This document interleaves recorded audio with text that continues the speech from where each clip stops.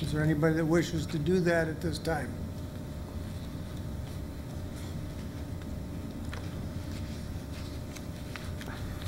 Okay. Appears not, so we'll move on. We have at this time a public hearing to deal with, and so we'll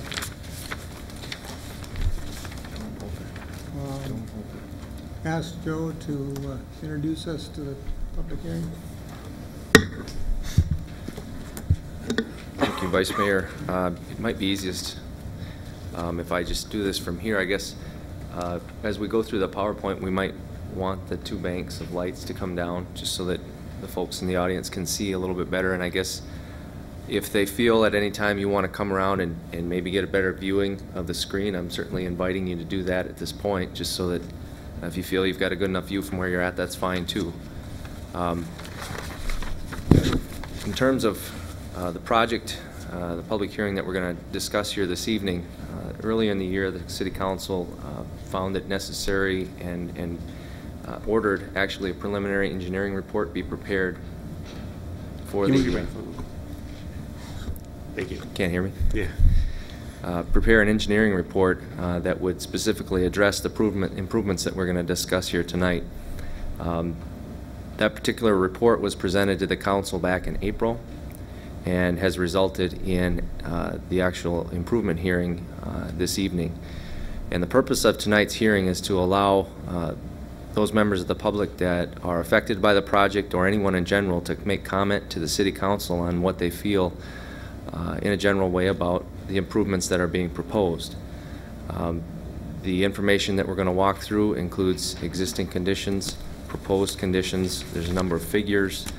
There's a proposed schedule that could possibly result in construction yet this year, as well as construction cost estimates, and a proposed assessment role that includes employing the city's assessment policy being applied to the various costs involved with the project.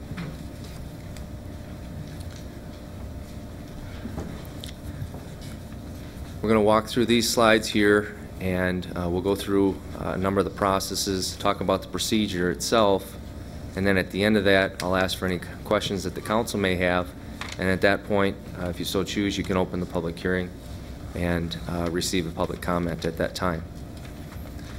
Particular improvements that we're talking about here are full reconstruction of Church Street from Eagle Street to just east of Willow Street. And then we're also talking the side streets of Eagle, Grove, Market, and Willow Street from Main to State, with the exception that Willow Street actually crosses Main Street and goes to the alley in the 100 block south of Main Street. Also, is what's been added to this particular report is the improvements to the alley in Block 103. As I've described, this is the location of the proposed reconstruction.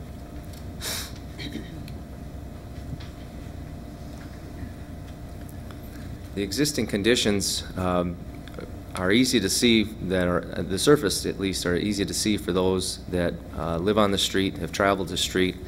The bituminous surface itself is certainly in a state of disrepair, including a lot of raveling, a lot of oxidation. It's nearing its useful life, and obviously at some point will need to be replaced, and is very close to that. It's very hard to pinpoint exactly when that is, but we're certainly starting to see a lot more patchwork going into these streets, and that's a real good indication that the street is in close need of having to be reconstructed. So in terms of the improvements to the street itself, the city standard on past reconstruction projects has been to build a 40-foot curb opening with new curb and gutter, and that would include 2 parking lanes on either side, as well as a travel lane in each direction. The exception to that would be the 100 blocks of Willow Street, where we've got Central Business District. We'd look at probably maintaining the existing widths of 46 and 51 feet. The road is designed for a 7-ton seasonal axle load in the residential areas, and in Central Business District that is increased to a 9-ton axle loading. The additional width and tonnage weight is borne by the city. It's not actually passed on to the residents or the commercial businesses. We'd also look at improving the sidewalks where those need to be replaced in terms of replacing degraded walks, as well as those that need to be replaced due to grade changes and or utility service line replacements. Again here showing the street improvements in blue and the concrete walk and driveway improvements as they're proposed today in yellow.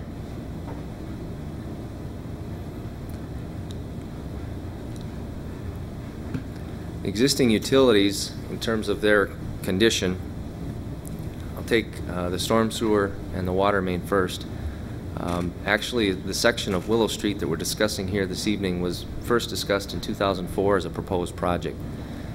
It's been identified even previous to that during heavy rainfall events that we would experience significant ponding just south of Main Street, and we're aware that at some point in that existing storm sewer there's either a blockage or a collapse.